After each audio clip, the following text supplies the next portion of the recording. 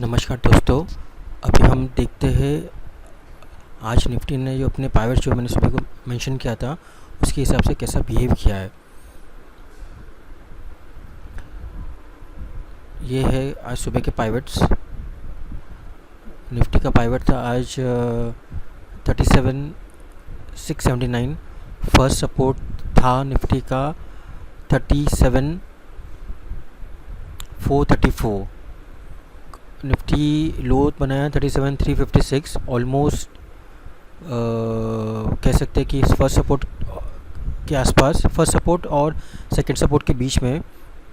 First resistance था Nifty का 37,987 और हाई था 37,878।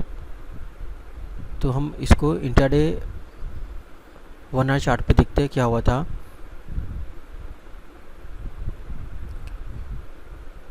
वन आवर चार्ट में या फिर I think I will go to 5 minutes chart. Nifty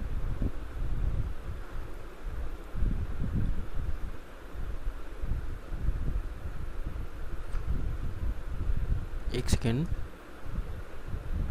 Nifty आज ओपन हुआ था, ये रहा सुबह को मार्जिनली पाइवट के आसपास ही ओपन हुआ था। फिर ये अटेम्प्ट किया था फर्स्ट रेजिस्टेंस के करीब जाने के लिए। ये फर्स्ट रेजिस्टेंस है, उसके बीच में निफ्टी अटक गया और फिर धीरे धीरे धीरे करके एंड ऑफ द डे तक मतलब ट्रेंड ऑलमोस्ट डाउन ही था। तो कुछ खास था नहीं। निफ्टी 300 पॉइंट डाउन था, बट 38,000 के इंडेक्स पे 300 पॉइंट इट्स हार्डली एनीथिंग। जो प्राइमरी जो सेलिंग देखा गया था बैंक निफ्टी में वो थे तीन मेजर स्टॉक पे। एक था कोटक बैंक डाउन था, आईसीआईसीआई बैंक और एक्सिस बैंक। दो मज़े की बात यह है कि आईसीआईसीआई बैंक और एक्सिस बैंक दोनों अपने 50 डे मूविंग एवरेज के करीब आ गए। आईसीआईसीआई बैंक क्लोज हुआ है at a 50 day moving average और सेम है आईसीआईसीआई बैंक, वो भी क्लोज हुआ है 15 डे मूविंग एवरेज।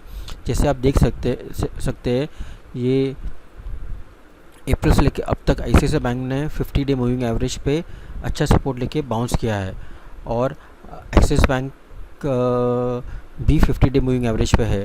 तो मेरे हिसाब से फर्स्ट दोनों में से कोई बाउंस करेगा वो आईसीआईसीआई बैंक होना चाहिए।